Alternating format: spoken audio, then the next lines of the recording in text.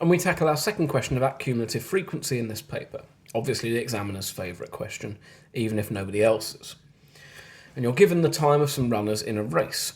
In total, we can see there are 300 runners. You're asked to plot a cumulative frequency graph to represent the information in the table.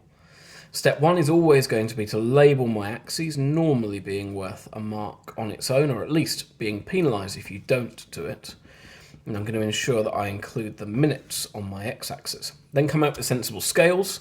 I need 300 on my y-axis, 1, 2, 3, 4, 5, 6. So in total, I'm going to go up in 50s to give me my 300. 50, 200, 250, and finally 300. Then along my x-axis, I need to go between 4 and 7. I've got 6 boxes. I don't need to start at 0, so in this case, I'm definitely not going to. We're going up in halves anyway, even on our intervals, so definitely a good idea here for me to start at 4 and progress all the way towards 7. I don't need the little scrunched up line thing here. I can just choose to start my axes where I wish. And then I go back plotting my points.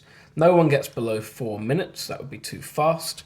10 people get between 4 and 4.5. I plot on my end points, just like before, and I'm plotting exactly 10 people. Then 52 on my next line. Your tolerance here will be about half a box, it normally is anyway.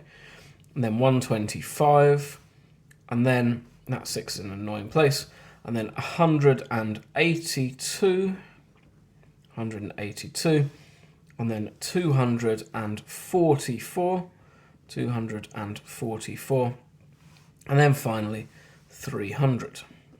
And then I join all of these together with straight lines. You'll see some old textbooks use curved lines to do this. That's terrible practice. I would not recommend you ever do so, because we can't say anything about the distribution of data points within these intervals.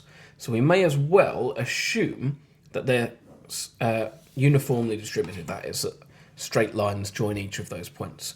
If you try and do curves, all sorts of weird things can happen, and it will probably mess up your subsequent calculations as well. Part B asks you to find the median time of the runners. There are 300 runners in total. I want the middle time, so I want the 150th runner's time, or at least I want to be able to estimate that value.